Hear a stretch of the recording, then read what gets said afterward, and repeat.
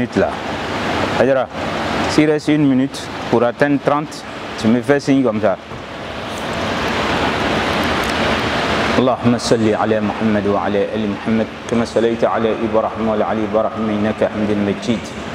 اللهم بارك على محمد وعلى آل محمد كما باركت على إبراهيم وعلى آل إبراهيم في العالمين إنك حميد مجيد. qu'Allah subhanahu wa ta'ala exauce nos prières, nos jeûnes, nos sadaqas. Qu'Allah subhanahu wa ta'ala nous laisse voir beaucoup de Ramadan dans notre vie.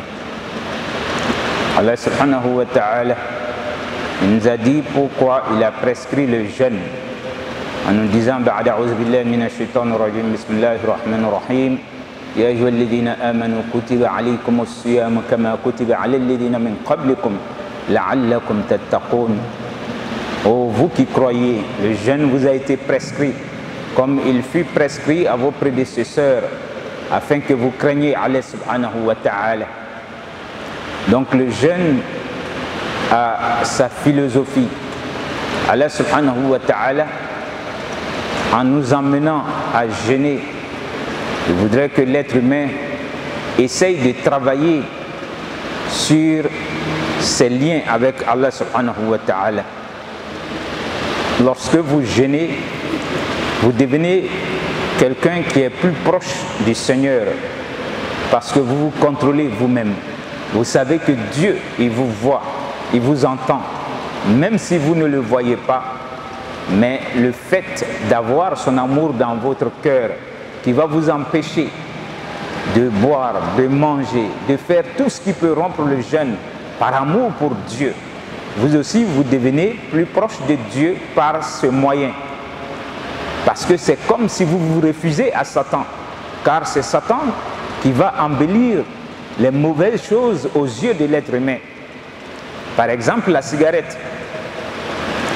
Dieu a voulu que les animaux, même quand ils sont dans une période de famine, les animaux ne vont jamais manger les feuilles du tabac.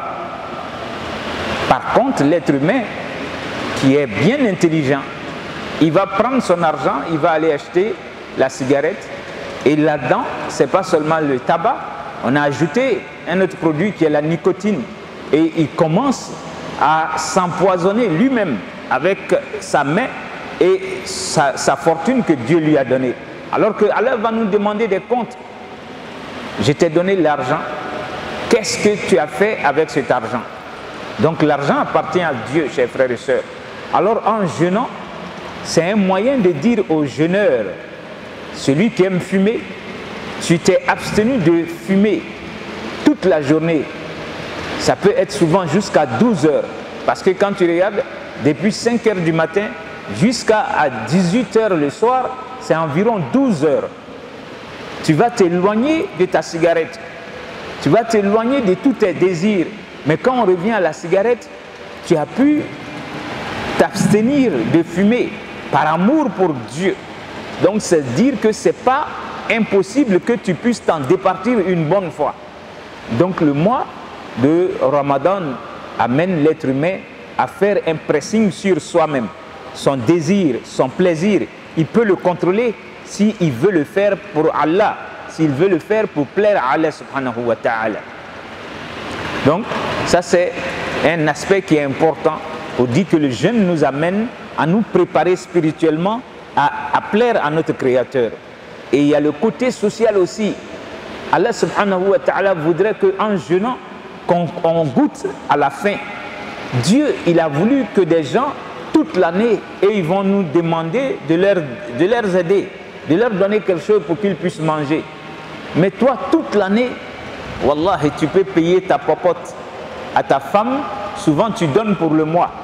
Pour dire le mois, voilà la popote, c'est toi qui gères. La femme n'a pas à venir chaque matin demander, donne-moi la popote. Par contre, d'autres, ils vont faire chaque 2 semaines. Pour d'autres, c'est chaque semaine. Wallah, ça c'est une ni'ma de Dieu, une grâce de Dieu. Toi, tu dois remercier Allah. Alors, souvent, ça passe inaperçu. C'est pourquoi Dieu, il va prescrire le jeûne pour que toi, tu viennes jeûner et que tu aies faim. Comme ça, tu vas comprendre la faim de ceux qui passent toute l'année en train de demander leur nourriture. Wallahi, toi, tu n'es pas dans ce cas. Tu dois dire, Seigneur, merci. Seigneur, merci de m'avoir donné ma nourriture sans que je ne demande à quelqu'un comme moi. Et donc, c'est pour que dans ce mois, on se rappelle de ceux qui ne sont pas nantis. Wallahi, ce n'est pas une honte d'être dans ce cas. Parce que le prophète lui-même, sallallahu alayhi wa sallam, c'est la créature qui plaisait à Dieu que toutes ces créatures. Mais le prophète pouvait faire 2 jours.